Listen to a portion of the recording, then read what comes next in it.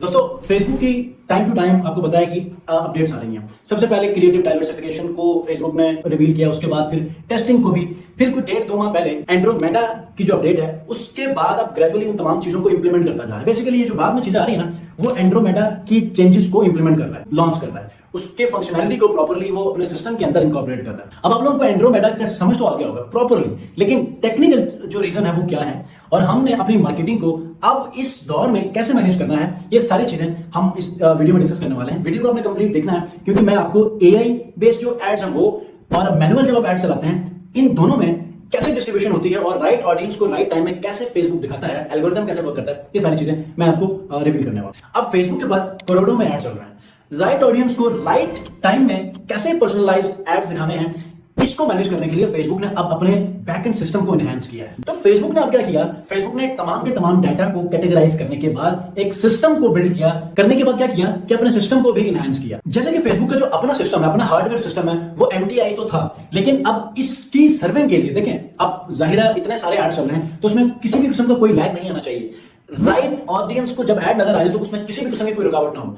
अब इतना सारा डाटा है तो डेफिनेट रुकावट तो आएगा। तो फेसबुक ने क्या किया, फेसबुक ने ये किया कि अपने सिस्टम को एनहांस किया जाए, अपग्रेड किया जाए। तो इसने एनवीडिया का ग्रेस हूपर जो प्लेटफॉर्म है उसको इंटीग्रेट किया, जिसमें एक सीपीयू है, एक जीपीयू है।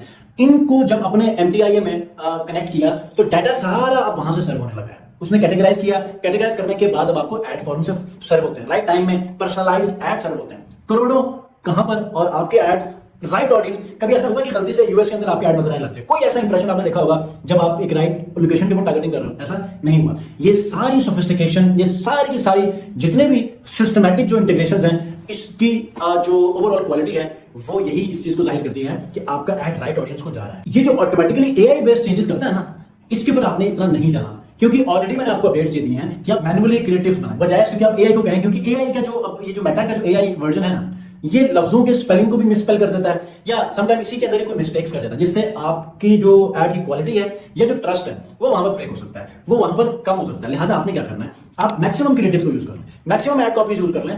तो इससे आपको अंदाजा होगा कि यार कौन सा ऐड, कौन सी ऐड क्रिएटिव, कौन सी ऐड कॉपी काम में आ रही है और आप उसको फिर स्केल कर सकते हैं। एंड्रोमेटा के अंदर आप मैनुअली अपने क्रिएटिव्स के ऊपर काम करें, मैनुअली आप लोग ऐड कॉपीज के ऊपर काम करें, इंशाल्लाह आपकी कैंपेन्स परफॉर्म करेंगी। बट स्ट्रेटजी आपने वही रखनी है। यहां पर वो चीजें तो थोड़ी सी इनहैंस हो चुकी हैं, फास्ट हो चुकी हैं और उसमें आपको मल्टीपल कैंपेन की तरफ नहीं जाना होगा। एक कैंपेन के अंदर, एक एड सेट के अंदर आप मल्टीपल क्रिएटिव्स को ऐड कर सकते हैं। आप बस आपने ये रखना है कि डाइवर्सिफाइड हो, हर एक स्क्रीन के ऊपर अलग ऐड क्रिएटिव का एक विजुअल बनाओ ताकि वहां पर कोई जो पोटेंशियल जो बायर है वो कहीं ब्रेक ना हो किसी वजह से।